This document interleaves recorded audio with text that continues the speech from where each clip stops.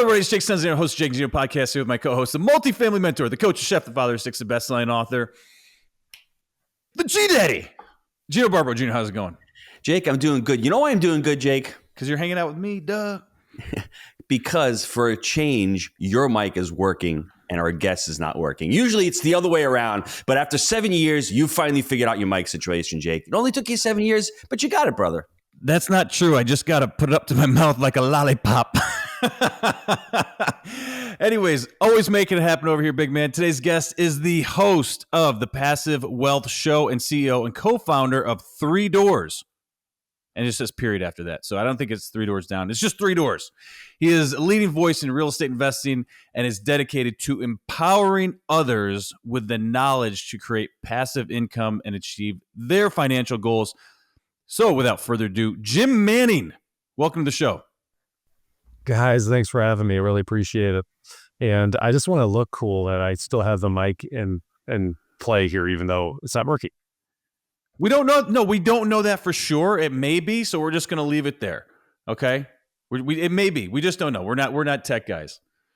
Anyways, so I went through. I see that you're a real estate guy. Could be commercial. Could be single family houses. I don't know. Why don't you tell us a little bit about that and how you got into it? Yeah, absolutely. So I am a single family guy. And, we've done, around 3,500, closing in on 4,000 deals. Started out flipping properties and really fell in love with the idea of making money while I did a good service for the community. Because if you take a neglected piece of real estate, fix it up, you can create a home for a family that, a family's probably not equipped to be able to redo all the updates and renovations, right? So, got into it after corporate America, a lackluster corporate America job that I was pushing paperwork and just I knew it wasn't for me, that I needed to do something that had. What were you doing? You doing UPS? So I was at a reinsurance company. For those of you that didn't. Okay, let's just end it there. That sounds terrible. I don't want to hear about this. This got to be the most boringest thing ever. That sounds like that sounds like a comedy. Yeah, so it was an amazing corporate job, but it was not for me. I need to be more of an entrepreneur. So Jim, time out. Let me share. He this wasn't in insurance. He was in reinsurance. So I started my career in 1992 working in AIG for the reinsurance department. That was over 30 years ago. And it was like watching paint dry. I lasted 12 months in a cubicle. It was the most painful, boring job ever. And that drove me to get into, the restaurant. I started a restaurant with my family. How did you get into single family homes? What made you decide, hey, I'm going into single family from reinsurance? Because you said anything's got to be better than this, Gino. I found the one person that has something in common with me on this one, like going from free insurance to small business. So there's something here, guys. If you put somebody in the most boring corporate job in the world, they will find their way out into real estate, apparently. Yeah, well, in my case, so I'm a baseball guy, and I was coaching. When I got done playing, I was in corporate America, and I was able to coach baseball with a guy that was a real estate investor. He was doing short sales at the time, and Ryan's his name, and I was really jealous. Sandberg? Ryan Wessels. Okay. Ryan Wessels is his name, and I saw him. I was like, well, he's just a guy. Like, I'm a guy. Like, why can't I be an investor if he's doing it?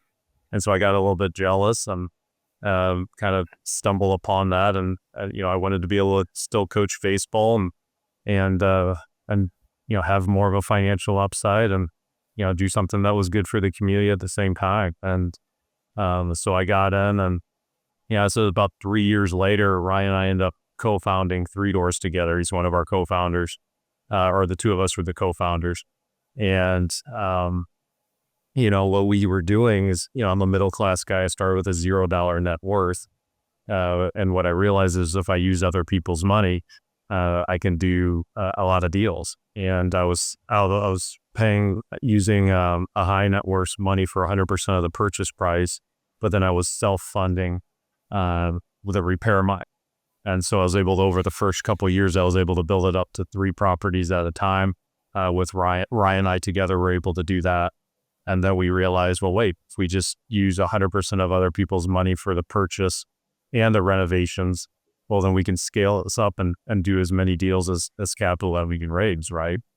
And so we made that shift, and we went from doing 3 deals at a time to 20 to 30. And at one point back, that's maybe 2016, we looked at the board and we owned over 200 houses that we were flipping. And to put that in perspective, for single family deals, the largest real estate brokerage at the time had about 110 listings over the winter. So we were, when we got to scale, and we were doing quite a few deals at that time, and we just kind of stayed focused on that and getting really focused on that, and not necessarily worry about dropping into multis or anything like that. Just trying to get really good at one thing first. All right. So Jim, I have 4 questions, and therefore Gino's going to give me the floor for a minute here. So we're going to start with the first one, because I want to get in the nuts and bolts a little bit. So what market is this taking place in? St. Louis, Missouri. Oh, he's from the Lou, and he's proud. Hangs out with Nelly, I heard. Jim, don't worry. He doesn't want to hit you in the nuts. He just wants the nuts and the bolts. Okay, go ahead. So you're in St. Louis. So you were doing the flips, and now you're single family buy and hold. Is that right? Yeah. So we pivoted into buy and hold on it. It's a lease purchase structure, and basically what we're doing is creating a way of homeownership for families now, and it's a buy and hold strategy.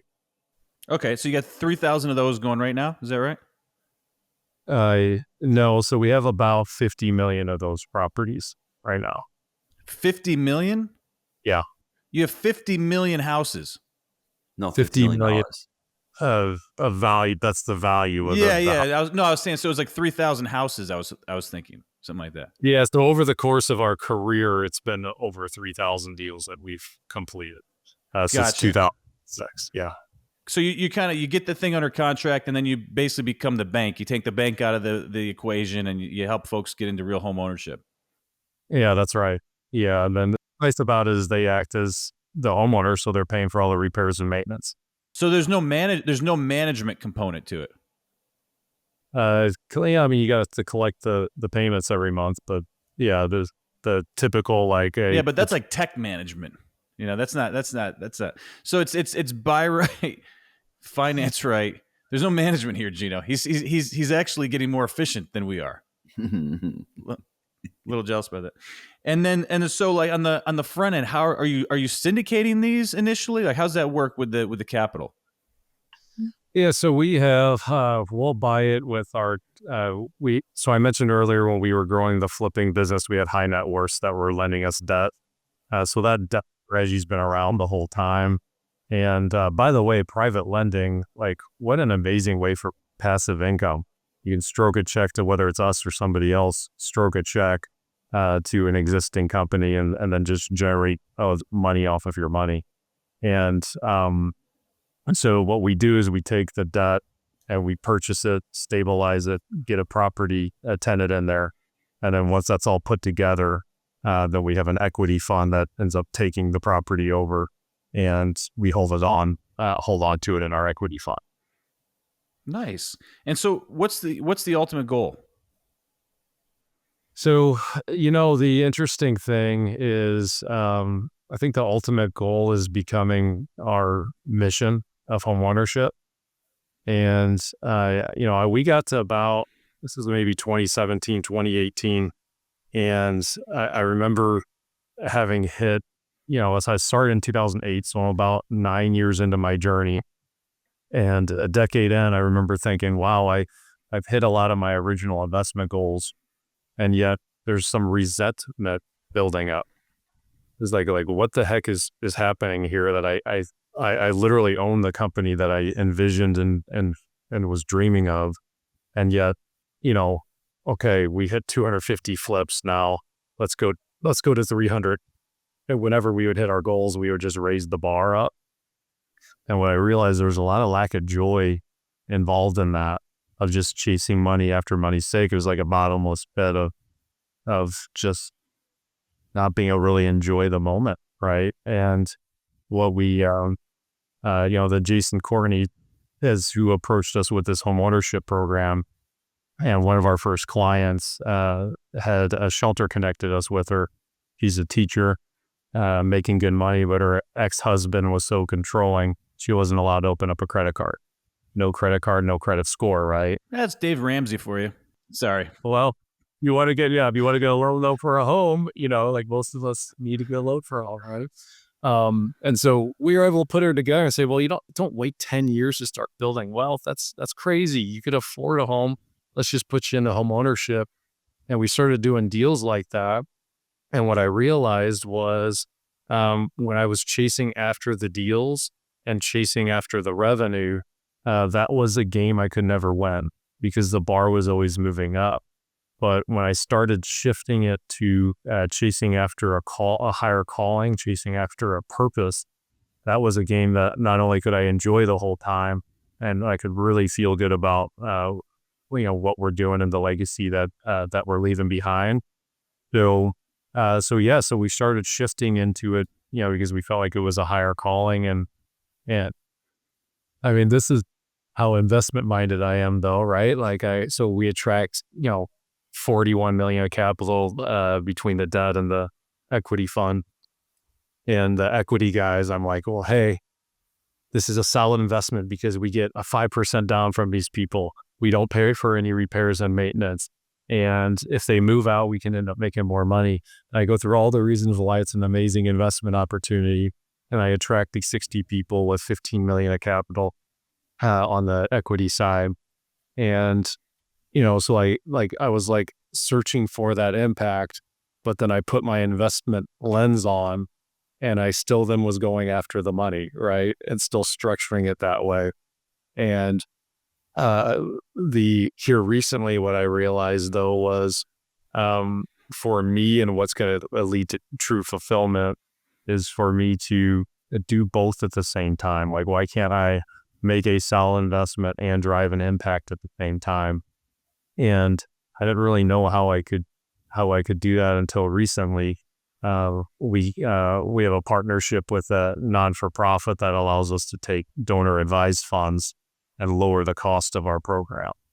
And by doing that, we can feel good and create a true path to home ownership, preserve the returns that we're trying to get for our equity partners, and not feel like and honor the mission that we're on as well. So, feel like I guess the evolution of myself as an investor is realizing that we can do both, guys. Like we can be really focused on a mission, and we can make money at the same time. I know a lot of your audience does multifamilies, so is there ways that you guys can develop retention programs, like depending on what you care about, right? Like I know there's faith-driven investors that run multifamilies that might hire a chaplain and preach the faith, Christianity to them. I mean, you have to find out what your purpose is and what you're interested in doing. No judgment for me, but what this Christian investor that I ran into told me is he said, hey, here's the crazy thing. I'm spending extra money and loving on my people, and my occupancy rates have gone up. My retaining more of them. More people are paying me on time, and so even though I'm putting a little bit of money into impact, my ROI is actually going up too. Mm-hmm. So it doesn't have to be an exclusive thing where you only go after purpose or impact and you only go after investments. You can kind of find a center lane where you do both. And, that's been, it's been an amazing thing for us over the last couple years. You got Gino chomping at the bit over here. He's about to come through the screen. Yeah, Gino, I'm going to answer your question for you. Why haven't we been able to do that, or why has it been more difficult? It's because the last 3 or 4, terms of office that we've had, the leadership in this country has demonized making money.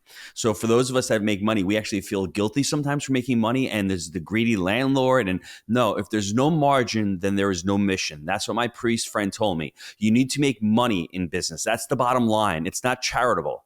You can't go out and blow your money away. You have to be really a steward of your money. And I agree with you. Money is not the end result. It's just the result. It's not what you're trying to accomplish. Really, profit is the fuel. It's not the destination. And I think most of us who are in business understand that. It's great making money, but at some point, that money needs to create impact. And I think hopefully these next 4 years we'll be allowed to do that. That capitalism won't be deemed as bad, because I think what we've seen is if you don't have skin in the game, if you don't have vision, if you don't have skills, and you're just given something, things start to blow up and they start going down a bad path. So the fact that you're making all this money and then you're saying to yourself, I don't feel fulfilled. I'm writing a book called Happy Money, Happy Family, Happy Legacy. Right now, you are in the process of creating happy money because it's positive money. It's money that's flowing to you in a positive way.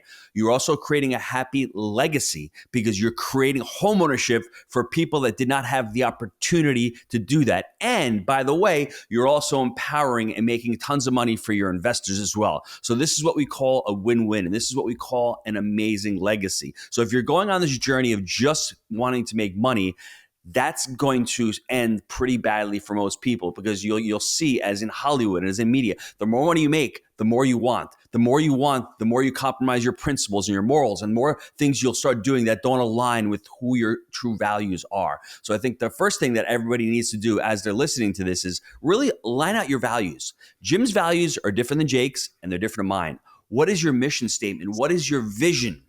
The idea with scarcity versus abundance and money, if we have an abundance mindset versus money, it's great because we're not thinking about today. We're thinking about 5 years from now and 10 years from now, and not just surviving. Jim was surviving when he first started, buying a couple houses, doing a couple of flips. Now he is thriving mentally, and he's thriving with his company. So I think that's, to me, the enlightening thing that I've seen. Hopefully we can unleash more of this and not just give out money to companies, but have companies come with a real mission statement and a real way to impact their communities. And if we can do that, that is capitalism on steroids. And I think everybody wins with that scenario. Like I want our generation of business leaders to really, I don't know, like the stereotypes of like the 70s and 80s guys were money, big house, big fans, big everything, right?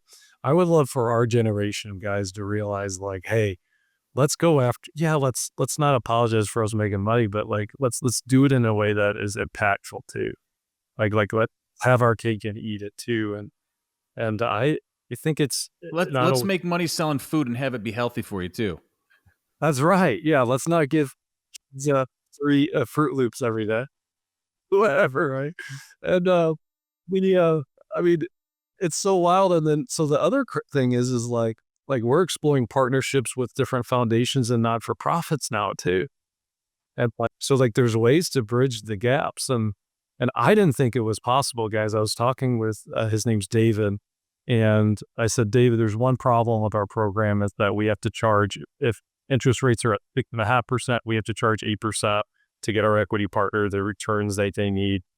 And he was like, yeah, that does kind of suck, but it is what it is. You have to be able to make profit to attract investors and have a good investment. And then then this a foundation comes to us and says, hey, well, with what you guys are doing, because it's mission driven, you can take charitable funds and apply them to what your program is, and in essence lower the cost while lowering your investment returns.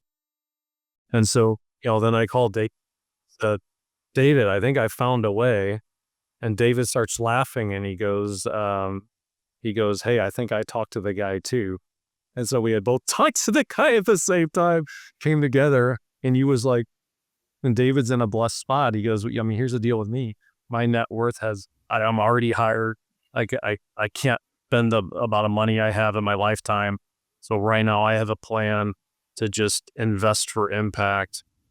And I don't need to make any sort of money or anything like that for it, but I'm just going to try to help people. And I said, well, here's the cool thing about what we're doing is homeownership shouldn't be free. Now homeownership, guys, it's the one lever in our society that when it's strong, votership goes up, civil unrest goes down, more likely to graduate from high school and college when you come from a family that owns you're a true acting participant in society. That's right. You have more skin in the game. 400% higher net worth, which when you have a higher net worth, less of a strain on the economy when you're older. And you care how the money, as a homeowner, I truly believe you care how money's being spent at a national and state level more so than if you're not. I truly believe that.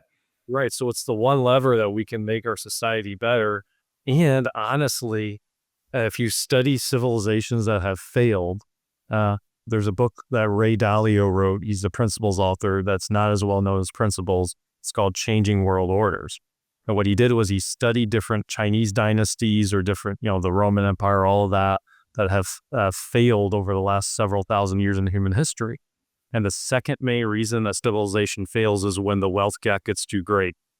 And the poor get so upset because the rich are so much richer, they revolt and take all the rich guys' stuff and give it to all their friends.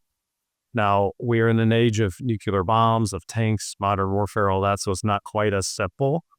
But with AI and the different technology advancements coming in, the wealth gap's going to be getting greater and greater and greater and greater. So as an entrepreneur that cares about my country, what can I do to, maybe be a part of the solution? Well, it's like, if we can keep homeownership alive really cool. and keep if I have my old piece of the American dream, I know that AI guy down the street might have a 10,000 higher net worth, but I own my house. I have a piece of the American dream, and I have a pretty darn good life because America is the best country in the world. So anyway, so it's if we can focus on just the investments and the impact at the same time, but then creatively bring in some of these other solutions that are developing. In our case, we can use charitable investments. We use donor advised funds, and we can, we're working on finding the right foundations and family offices to help us with our program too right now. But when we can put it all together, then we can develop this amazing program. And I get passionate about it because we're specifically helping middle class families. And I come from a middle class family, and I remember when my dad Oh lost. God, here we go. I'm sorry. Too soon. You're right. Well, I'm the soapbox. This is. I can't help myself sometimes. I apologize. But and so he lost his job, and we were fortunate enough that we didn't lose the house or anything like that because he was able to find a different one, and he had part-time work for 3 years, and my family just got lucky and got through it. But had the chips not fallen the right way and he lost the job, then we lost the house. Well, when our family got back up on our feet again, it would have been devastating for us for 15. Who knows? Maybe your family breaks up at that point. It could have caused a ripple effect. You never know where that goes, right? Mm-hmm. Yeah, you don't. And so what's nice about what we're trying to do too is the middle class a lot of times is like the hole in the donut, right? There's a lot of resources on affordable housing. There's not all that much for middle class families. And so, every time we do this and we're helping families, I realize this could have literally been my family. It could have been anybody that just got, we were lucky that just had a little bit extra hard luck than what we did, So anyway, that's what gets me going now, So. Okay, so I want to draw, and I apologize. I pre-apologize if you're already here, but I'm sitting here drawing plays up in the dirt as we go. Okay, and I'm thinking about basic human needs, and I'm seeing food, clothing, and shelter, and I think that sounds nice, but I think it really should be food, shelter, and clothing. Okay, I mean we're in America. I think clothing is somewhat readily available and the least important out of the three. I don't want to get into debate about it, but I think that we could all agree on that. Is that fair? You guys cool? Yeah. Okay, cool. So we're going to go food, shelter, and clothing. And so you're kind of nailing the shelter piece. You're doing your part for that. And we're going to put clothing on the back burner right now. Sorry, we don't want naked people running around, but we're just going to say that for the time being. If what would be really cool, and you may already be doing it, is if there could be a component now where you're getting folks in homes, and then there could be a portion of the profits spun off to, creating more food opportunities for folks. That's our main driver. That's where we sort of have operated in for years is, supporting food banks and food drives and all that stuff. And yeah, the thought for me personally of kids going hungry is heartbreaking, especially with all the resources in this country. So, is there any opportunity to tie in some food there into the greater plans, or you may already be there? You know what? We're not there. And what we're working on right now is developing a foundation for this, in which case, yes, there'll be a management fee and we'll be able to make money on the management fees, but then anything in excess, reinvesting it either into our program or finding additional ways to help. Now, whether we go to food or we use this as a mechanism to then help homeless, kind of like shelters for or double homeless. down where you're good at, right? I get that too. Yeah. So that I don't know, but what I love with where your head's at though on it is like we're not just thinking, we're thinking impact now, and like how do we set this up? And it gets to a point where you get enough zeros in the bank, and it's like, okay, like how can we grow this thing in a responsible way that continues to be profitable, because that's important, but how do we do it in a way that maximizes impact too? Well, dude, if you're hitting food and you're hitting shelter, right, you feel pretty good as an American if we're solving those problems, right? Like there's other stuff, but if we can say to ourselves that our fellow Americans, they got a place to stay and they're warm and they got food, I think sometimes the rest is up to you at that point. You got to sort of start to figure it out. But if we can get people up to that minimum basic standard, you feel like you're doing your part. I don't know. Maybe that's not enough, or maybe it's too much. I don't know. But Jim, before we transition into the second part of the show, I'd like to know, and I think a lot of listeners would like to know, they're starting out on their journey. How did you attract those high net worth individuals in the beginning to start stroking those checks? Because everyone's always complaining about money and about deal flow. Where did you shine, and where did you find the people to actually help you with that money component? I love it. So what a great question. I have a couple, there's a couple different ways to go about doing it. Strictly from a capital, let's talk capital and then experience. Capital first, okay? Strictly from a capital raise standpoint, what we did was we created a PowerPoint presentation, and then went to high net worth individuals or people we knew that had some money, and we said, "Hey, can you give me help on this presentation? Like, I made it. I'm starting a real estate business, and I'd love your advice on how good of a presentation it is."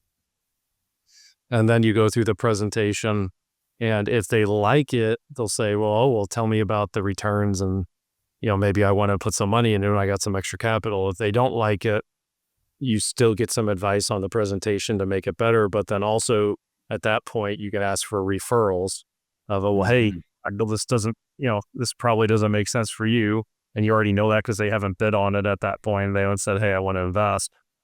And do you know of anyone that it would make sense for? Okay. Mm-hmm. So that from a presentation standpoint is what we did. Now, the one thing I would say that we also had going for us was Ryan, my business partner, had already started doing some deals, and I was able to kind of piggyback with his first investor. It was a family member, and we had about a year's worth of experience and deals under our belt. And then when we went to the other investors and we started branching out, we were able to say, and oh, by the way, we've done these 3 properties already. Mm-hmm. So if you're adding the complexity of like multifamily, I think you can, because those dollars are quite a bit more than a $200,000 single family starter home, right? What I would say on it is you can, if you bring a lot of other like credentials of the corporate world or a lot of like work experience, like you might be able to pull it off without real estate experience. If you're still not able to attract people, find someone to partner with and do a JV deal and say, hey Gino, hey Jake, this is a deal. I have 0 experience, but I'm going to find you a deal, and I'm going to make you some money. Would you just bring me on it on a JV, give me some sort of revenue share on it, and be okay with making a lot less on it, but building that resume and being able to say, oh, hey, I did I did that that $30 million multifamily deal down the road. Now I can raise for a second deal that I can raise based on how that first deal did. So there may be, you may have to be willing to lead with value and make other people around you money, share some of the pie, develop that track record, because capital is going to flow to like who you are as a person, how trustworthy you are, how competent you are at the strategy you're raising, as well, and your experience level. So like if you don't have those things, well, how do you get them? Well, you can get them through other people, and you may just have to work for somebody for a little bit and make them money, right? That's awesome. I love that answer. I agree with you 100%. And Jake and I did that in our first deal. It was only me, Jake, and my brother as partners. We provided value. We figured it out. We had a nice little business with that very first asset. On our second deal, we were able to, I don't want to say the word convince, but we were able to show our next business partner hey, this is what we've got going on here. This is the revenue. It's income over expenses. He understood it. And then that led to the third deal and the fourth deal and the fifth deal. And the sin of pride gets into a lot of people's way because they think they're prideful and they deserve more. You deserve what value you bring. If you've got zero money and someone's willing to give you 20% of the deal, you take that. It doesn't matter put your pride and your envy and all of that aside and do what's best for you in the short term. And then as you get more experience, it's just a launching board to get into more deals. So that's a very difficult one because you may be worth more. You may have to get more for that deal in your mind, but you may not be able to in the marketplace. So you just have to figure out to yourself, what makes more sense to you. Take some less in the short term. And as you provide value and you're making money for your partners, then all of a sudden you're able to refinance money out. You're able to sell some deals. You're able to build equity for yourself. And that's how you start creating true value for yourself going forward. And I think to add to what he just said there, guys, is it's the difference between an employee mindset and an entrepreneurial mindset. Yes. Mm-hmm. So what an employee does is they say, hey, I want to make $50,000 this year. And when I work, I'm going to work and try and provide maybe $45,000 or $50,000 worth of value. Okay. And like I'm going to just extract as much money as I can. And if you want me to work harder, well, you better pay me more. And you better bring me more money first. And entrepreneurially speaking, when you're creating value, what you realize is that, well, if I want to make $50,000 a year, I better generate at least $100,000 worth of value, maybe $200,000 worth of value to make 50. How do I create it? And the team members that end up being the CEOs of corporate America and that they're these rising stars, what do? They provided more value than what they were getting paid. They were creating it within an organization, right? So like that's They commit. I'm not going to try it hard, or you're going to have to pay me before I try harder. It's just hurting yourself. But like, you have to get out of that and you have to be that. It's a weird, egotistical, childish mentality that many people never break, unfortunately. And they think the opposite of that is that they're getting screwed. They can't see. It's sort of like you were saying before, you're actually becoming more wealthy and prosperous by giving more back. You can't experience that without just having blind faith in doing it. And Gino's going to yell at me right now, but like, I'm teaching my daughter to ride a bike right now. And I've talked about this so much. She's having a hard time believing in pedaling more will help you balance. She said, that doesn't make sense. I need to balance first. And I say, no, you need to pedal harder. And that will actually create the balance, the momentum. And people just cannot grasp that until they actually do it. And many will never take the leap of faith. And that therefore they're left with a life that's unfulfilled, and it's very sad. That is a beautiful analogy. I have not ever. I just work here. Did you come up with this? Is this why you get paid your big bucks? Like, my goodness. Just saying. It's not for his looks, you know what I'm saying? So he's got to bring some other value to the table, right, baby? It's true though, guys, and I know it because I've lived it. I've lived this, right? It's experience that counts. I think your unique selling proposition is that not only could an investor get a return, but it's a mission-driven return that's directly impacting a fellow American into home ownership. And I don't think that you're going to get that with most larger investments in companies that claim, to have some sort of mission behind them, because it gets diluted too much throughout the bureaucracy. So is there an opportunity for other folks to join the mission that you're on from an investment standpoint? And if so, maybe detail what that looks like a little bit. Yeah, so the best way would be to go to just passivewealthshow.com, and there's like a button that you can click to like schedule a meeting with our team. Just kind of So fill you'd out take Gino on as a potential investor. Gino, I You'd don't have know, to interview man. him first. I don't know. I'm not that desperate for cat. Oh, well said. So here's the thing with the guys is like so we're technically a 506B, which means we're not allowed to like openly broadcast the terms and the returns and all that. And so, I would love to do Lock that. him up. Thing going. I'm not going to get into any trouble with the SEC, but what I would tell you though is just we can have a meeting and we can, like, hey, we're real live human beings and people, and like once you enter into a relationship, then you are allowed to like go with all that as well. But we have a charitable dollars program that allows you. I don't know if you guys know anything about donor advised funds, but for anyone that's charitably minded, a donor advised fund is a phenomenal resource. So let's say you have a stock that you purchased for $1 and then it's worth $100. Well, you can actually put that stock and sell it into a donor advised fund account and take a full $100 write-off rather than if you sold it and then have capital gains on, the $99 of profit. So anyway, there's ways to strategically do some charitable investments. Normally what you would do with charitable investment is, stroke a check for 10, 20, 100 grand, whatever it is. And then you did one good thing with the money. In our case, because homeownership shouldn't be free, we're able to we're able to create loans with the charitable investment, make a return on that loan, and then use that passive income to then do a second good thing with your money. So we've been able to figure out how do you even grow. This is the investor part of me that I geek out on. How do you even grow like your charitable funds and do it in a way that maximizes your impact there?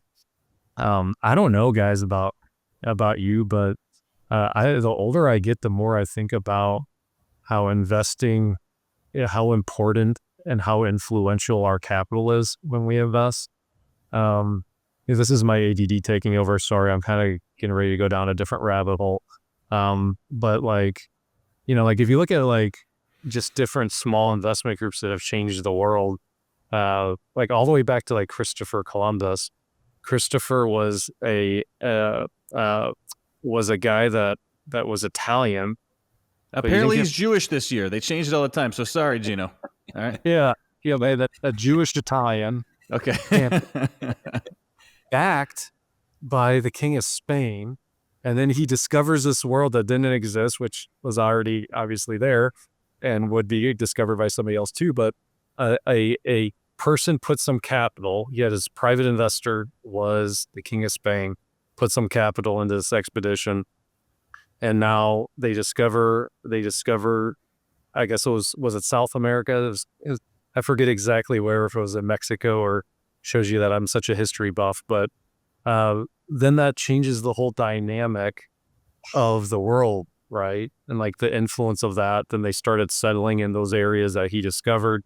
And, what would have happened to the world if the King of Italy, or if, I'm sorry, not the king, if Italy had backed up? I think it was a province at that point, there's different states, but, I think that personally, all of South America would have like pizza slices on every corner like we see in Italy. Would be nice. Brick ovens for days, right? Brick ovens and espresso. Bring it.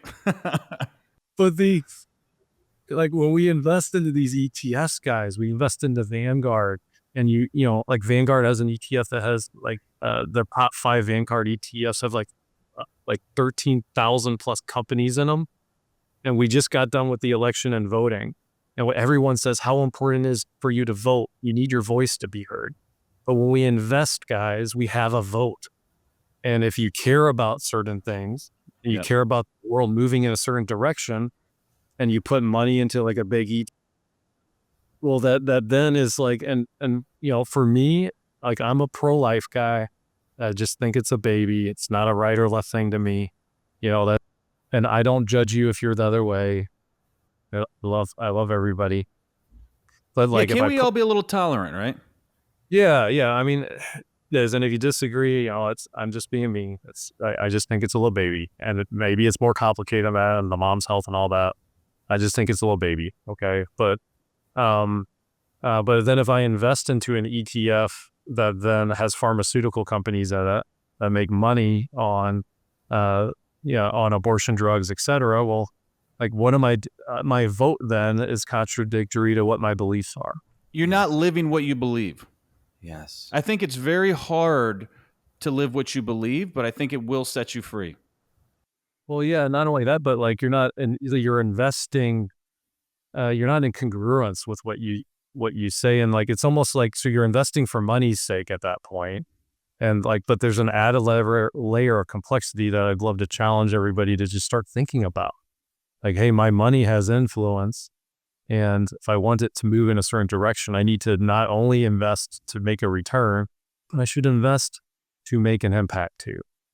And not just go after money for money's sake, because I promise you guys, I've been there. I've gone down that rabbit hole, and it is a bottomless pit of unhappiness. Like, when you just chase after the next deal, you chase after more and more revenue. Gino wrote a whole book about it. I've lived it. And have you read Small Giants? No, I haven't. You should check it out. I think you'd really enjoy it. Anything that you've read lately that you want to volley back my way? So I am reading a book called Storyworthy, which is just about like telling different stories. That has been really enjoyable because he breaks down, different patterns that people that are really good at stories tell. And I'm just curious about it. I feel called to tell more stories. And, I'm a real estate guy. Trying to learn a new craft, right? Well, you know what you need to do? This is what you need to do. I think we've interviewed the author of that book. Is it Matthew Dix? So there's so many different story guys. We've interviewed Matthew Dix. What I want you to do, and to challenge you, Jim, is to start gathering some stories about people's lives who you've impacted. Mary bought a house. She was a single mom. She couldn't afford it. Those are the stories that people remember. They don't remember 6% and 8%. They remember stories that are true, that are impactful, and how you're changing business and also impacting the mission statement of your company. So that it's a great book. He lays it down. It really comes down to emotion, but it also comes down to painting a picture through story. That's really important. It's a really important skill that we all need to have. You have it because you've been able to convince people to invest in your mission. You just don't know that you have it, because if you didn't have it, you wouldn't be able to get people on board by saying, hey, you're going to make 8% on this house. It's homeowner. No, you've been able to paint it in a great way. Now it's just time to, I guess, fine tune it. Gino, I'm going to one up you on that one. I'm going to one up you on it. Okay. So it's really great to hear about the success of the home investor, right? We got to hear those stories.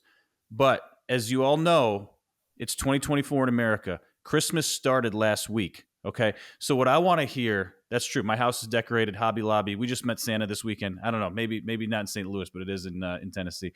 So find the Scrooge story. The guy that was, only investing for yield, and then when he came on board, he found his mission, because now he's investing for mission-driven profits as well and helping folks, because that's going to have an even bigger impact. I think you did a one on me. Jim's taking notes right there. Jim's like, wow, Jake is on fire today, man. Jake, not your looks, man. You are a smart brother, huh? I like that. Put that in your pipe and smoke it. Jake, I'm going to wrap this bad boy up, because I think the story of Jim is someone who's sitting in a cubicle watching paint dry while he's looking at his K1s and his returns on not insurance accounting, reinsurance accounting. He's reinsuring the insurers, and he's saying, God, there's got to be something better for me here. I mean, this is painful. How do I get out of this life? I'm coaching baseball. I got a guy who's coaching baseball. He's doing this real estate thing. How do I get into this real estate thing? I still want to coach baseball. I still want to have impact. I don't want to be doing this reinsurance accounting. Let me start the real estate gig. start buy one home, 2 homes, 3 homes. Then I'm flipping 20. Then I'm making massive money and I'm going down, as Jim alluded to, this rabbit hole of I'm just chasing more money and more deals and I'm feeling less fulfilled. That's the irony of life. Isn't financial freedom and making more money supposed to make you happier? Well, it does to a certain point. The law of diminishing returns. And then Jim says, I need to find my mission in life. What makes me truly happy? What gives me happy money? How can I create a happy family? And how do I derive a happy legacy from all of this? And that's why he created his company. And that's why he wants to provide home ownership to everyone in these blessed United States of America. Jake Senziano, thank you, brother. Jim, great job, brother. Great job on the podcast today. Jake, any final words? I got a closing statement, Gino. As always, we believe in buying deals for the long term, thinking decades. I'm Jake. He is the G Daddy. We make it happen. We'll see you next time.